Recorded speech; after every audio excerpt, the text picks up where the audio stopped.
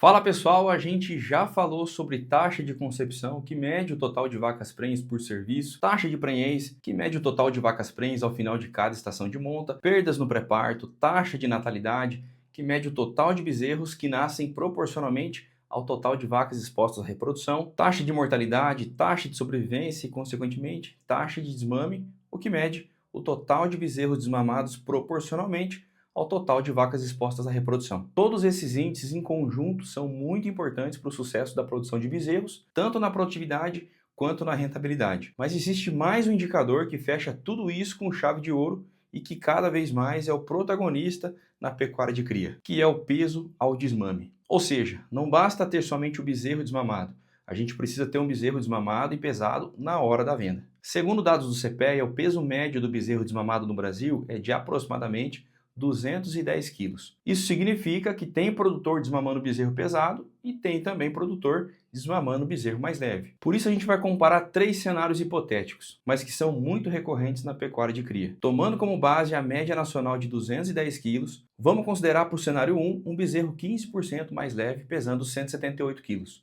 No cenário 2, o bezerro de 210 quilos, média nacional, e no cenário 3, um bezerro 15% mais pesado, com peso médio de 241 quilos na desmama. Para a gente entender o impacto econômico, vamos considerar um valor de venda de R$ 16 por quilo de bezerro desmamado. No cenário 1, o bezerro de 178 quilos é vendido por R$ 2.848. No cenário 2, o bezerro de 210 quilos é vendido por R$ 3.360. No cenário 3, o bezerro de 241 quilos é vendido por R$ 3.856. Repare que a diferença de receita entre os cenários 1 e 3 ultrapassa R$ 1.000 por bezerro. Já a diferença entre um bezerro de 210 quilos, referência à média nacional, e um bezerro 15% mais pesado é de quase R$ 500. Agora vamos trazer isso para uma fazenda que tem 1.000 vacas em reprodução, com uma taxa de desmame de 80%. Isso significa que essa fazenda produz 800 bezerros por ano. Se a média de peso dos bezerros desmamados é de 210 quilos, a receita anual dessa fazenda é de R$ 2.688.000. Agora, se os bezerros dessa fazenda forem 15% mais pesados que a média nacional, a receita anual ultrapassa os R$ 3 milhões. Ou seja, a diferença nesse caso, se a fazenda for 15% mais eficiente do que a média nacional, é de quase R$ 400 mil a mais no caixa da fazenda. Mas aí vem a pergunta que realmente interessa. Como produzir bezerros mais pesados na desmama? E aqui vai mais um índice zootécnico extremamente importante para a bovinocultura de corte, inclusive para todas as fases, que é o GMD. O GMD representa o ganho médio diário, ou seja, o quanto de peso o animal ganha por dia em um período específico. Por exemplo, o GMD da cria é o total de peso que o animal ganha entre o nascimento e a desmama. E a fórmula é simples: peso à desmama menos peso ao nascimento dividido pelo número de dias entre o nascimento e a desmama. Nesse caso, um animal com peso médio ao nascer de 30 quilos, com 240 quilos na desmama e 7 meses de idade, ou aproximadamente 210 dias, apresenta um GMD de 1 kg. Ou seja, durante a vida desse animal, na fase de cria, o bezerro ganhou 1 kg por dia. Tá, mas então como é que eu faço para o bezerro ter um bom GMD? E aqui mora um segredo que muitos pecuaristas negligenciam. O GMD do bezerro começa na barriga da vaca. Vamos olhar esse gráfico para a gente entender melhor. Aqui a gente tem uma linha do tempo simulando os meses de prenhez de uma vaca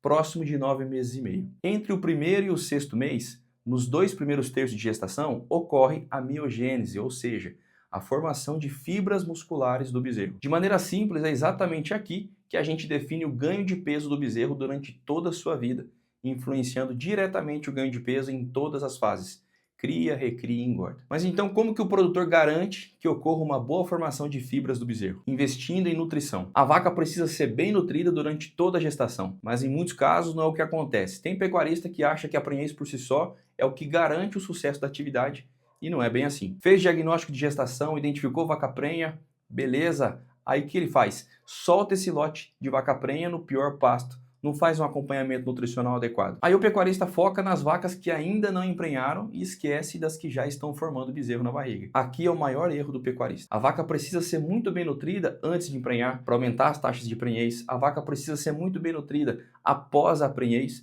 interferindo diretamente na formação do bezerro. A vaca precisa ser bem nutrida após o parto, pois ela precisa produzir leite para alimentar o bezerro e precisa continuar sendo bem nutrida até chegar ao ponto dessa vaca gerar um novo bezerro, na próxima estação de monta e assim vai. Então, só para a gente reforçar, a vaca precisa ser muito bem nutrida sempre. Nutrição é indispensável para o sucesso da atividade. Além da vaca, o bezerro também precisa ser muito bem nutrido. Inicialmente, a principal fonte de alimento para o bezerro é o leite da vaca. Mas conforme o animal vai se desenvolvendo, a participação do leite na dieta diminui e abre espaço para alimentos sólidos. E é aí que o creep feeding pode ser utilizado como ferramenta no ganho de peso. O creep feeding é uma estratégia nutricional utilizada na fase de cria, que consiste em fornecer suplementação exclusiva para os bezerros ainda no pé da vaca. Nesse caso, a ração é fornecida por meio de um cercado onde apenas os bezerros conseguem ter acesso. O objetivo é complementar os nutrientes fornecidos pelo leite materno e pelo pasto, aumentando o GMD e, consequentemente, o peso à desmama. Vamos comparar dois cenários hipotéticos. Para facilitar o entendimento, vamos assumir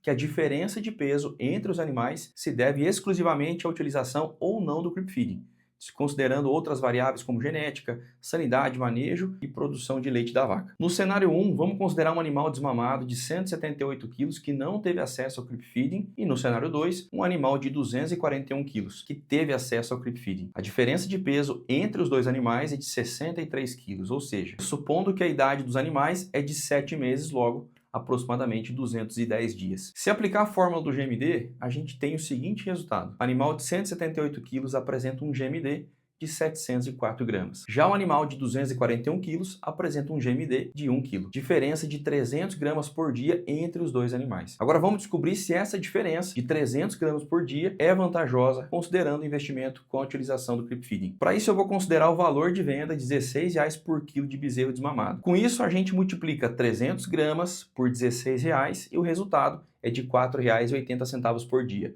R$ 4,80 por dia multiplicado pelo número de dias de vida do bezerro, de 210 dias, teremos aproximadamente R$1.000 a mais de receita. Agora a gente precisa apurar o custo para ver se esse ganho compensa o investimento. Vamos supor que esse animal consuma uma média de 1 kg de creep feeding por dia. Nesse caso, eu considerei uma média de 125 dias, porque nos primeiros meses de vida esse animal se alimenta quase que exclusivamente do leite materno. Considerando o valor médio de R$ 2,10 por quilo do creep feeding, teremos, no período, um investimento de R$ 262,50. Ou seja, se a gente subtrair o custo do creep feeding da receita obtida somente com a diferença de ganho de peso entre cenários, teremos um ganho aproximado de R$ 745 por bezerro desmamado. Para cada R$1 investido em nutrição com a utilização do creep feeding, retornam de lucro ao produtor R$ 2,84, representando um ROI, que é o retorno sobre investimentos, de 284%. Hoje em dia, isso dá mais retorno do que aplicar o dinheiro no banco. Além da nutrição, vem a sanidade. Como a gente já falou na aula anterior, assim que o bezerro nasce, protocolo de nascimento, cura do umbigo e mamada do colosso. Animais que têm esse protocolo negligenciado, se não vierem a óbito, desmamam de 15 a 20% mais leves quando comparados a animais que têm o protocolo de nascimento realizado da maneira correta. Além disso, doenças podem comprometer o ganho de peso dos animais, como pneumonia, verminoses, diarreia, tristeza parasitária, dentre outras. Outro momento que merece muita atenção é o próprio manejo de desmama. Muitas vezes o produtor faz um excelente trabalho durante toda a fase de cria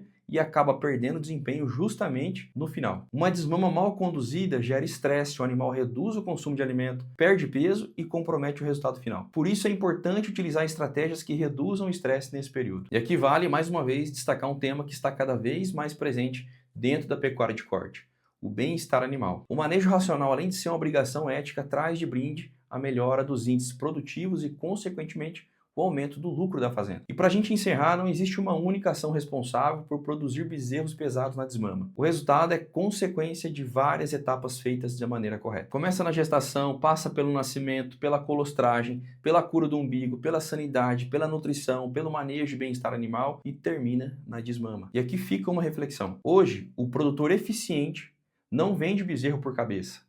Ele vende quilos de bezerro desmamado. E na próxima aula a gente vai dar mais um passo nessa análise econômica da pecuária de cria. A gente vai falar sobre quilos de bezerro desmamado por vaca exposta à reprodução, um dos indicadores mais completos para avaliar a eficiência e a rentabilidade de um sistema de cria. E se você me acompanhou até aqui, muito obrigado e a gente se vê na próxima.